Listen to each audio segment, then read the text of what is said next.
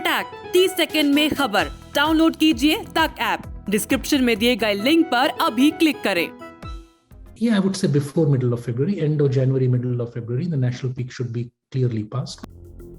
Corona अब भी अपनी रफ्तार पर है। भले ही तीसरी लहर में दूसरी लहर जैसी तबाही के मामले सामने नहीं आ रहे हैं, लेकिन संक्रमण की रफ्तार में कमी नहीं है। कोरोना की तीसरी लहर देश के 4 सबसे बड़े शहरों में चरम पर पहुंच गई है। इन 8 शहरों में खतरा अभी बाकी है। 7 दिनों के औसत मामलों में मुंबई, दिल्ली, कोलकाता और चेन्नई में स्पष्ट गिरावट दिखाई दे रही है। हालांकि 21 जनवरी तक गणना की गई 7 दिवसीय में औसतन बेंगलुरु, पुणे, अहमदाबाद और हैदराबाद के अगले 4 सबसे बड़े शहरों में केस बढ़ते हुए दिखाई दे रहे हैं। इन 8 शहरों के कोरोना आंकड़ों से जो बड़ी संख्या सामने आई है वह यह कि सबसे बड़े शहर दिल्ली में अब कोरोना के मामलों में कमी देखी जा रही है। राष्ट्रीय मामलों के 7 दिनों के औसत के अभी भी बढ़ने के साथ महामारी अब छोटे शहरों और ग्रामीण इलाकों में फैलती दिख रही है। वहीं देश के टॉप वायरोलॉजिस्ट डॉक्टर अनुराग अग्रवाल का कहना है कि देश में कोरोना का पीक फरवरी के पहले हफ्ते में आ सकती है। अभी खतरा कम नहीं हुआ है, तो सुनिए उन्होंने क्या कुछ कहा।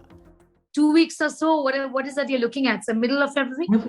Yeah, I would say before middle of February, end of January, middle of February, the national peak should be clearly passed. But again, like I said, it depends so much upon testing. See, a national peak in itself doesn't have that much meaning. It's a build-up of multiple peaks occurring at different times in different parts of the country. Some parts test a lot, some parts test a little. A peak occurring in a part of the country that doesn't test doesn't contribute to the national peak at all. So it depends on a bunch of factors. But I certainly think that by the end of February, this entire surge of Omicron that we are seeing around the nation will mostly have been stabilized. And we will be looking at the tail end. And how that tail end will look is not known. How the next variant will come is not known. आपको बता दें कि बेंगलुरु और अहमदाबाद में राहत के संकेत मिले हैं। 22 जनवरी सहित पिछले 2 दिनों में रोजाना मामलों में गिरावट आई थी। आधिकारिक आंकड़ों के अनुसार मौजूदा लहर के दौरान बेंगलुरु सबसे ज्यादा प्रभावित शहर रहा है। इसने सर्वाधिक पीक दर्ज किया है। शहर में 16 दिसंबर से अब तक 3 लाख मामले दर्ज किए गए हैं, जो केवल दिल्ली के कुल 3,04,000 से थोड़े से पीछे हैं।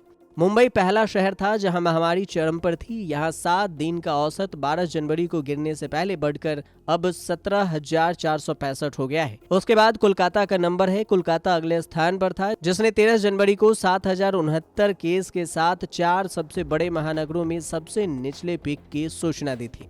बता दें कि देश भर में पिछले 24 घंटे के दौरान कोरोना की 3,33,000 नए केस दर्ज किए गए हैं। ये 22 जनवरी के मुकाबले 4,171 कम है। इस दौरान 525 लोगों की मौत हुई है। वहीं एक रिसर्च के मुताबिक इस बार कोविड पहली या दूसरी लहर की तुलना में कम घातक है। इस बार कोरोना पीड़ित 4 में से 1 से भी कम मरीजों को ऑक्सीजन सपोर्ट की जरूरत पड़ी है। कोरोना की पहली और दूसरी लहर के दौरान संक्रमित अधिकांश लोगों को ऑक्सीजन सपोर्ट की जरूरत पड़ी थी। पिछले साल अप्रैल में तो ऑक्सीजन के लिए पूरे देश में हाहाकार मच गया था और अस्पतालों में हजारों लोगों की जान सिर्फ इसलिए चली गई थी क्योंकि उन्हें ऑक्सीजन सपोर्ट नहीं मिला था। लेकिन बावजूद इसके कोरोना को हल्के में लेना नहीं चाहिए, क्योंकि कोरोना बेहद ही घातक है। इसलिए खुद को सुरक्षित रखें, मास्क जरूर लगाएं, सोशल डिस्टेंसिंग का पालन करें, वैक्सीन लगवाएं। अगर वैक्सीन नहीं लगाए हैं तो वैक्सीन लगाएं और बेहद ख्याल रखें। ब्यूरो रिपोर्ट, न्यूज़ तक।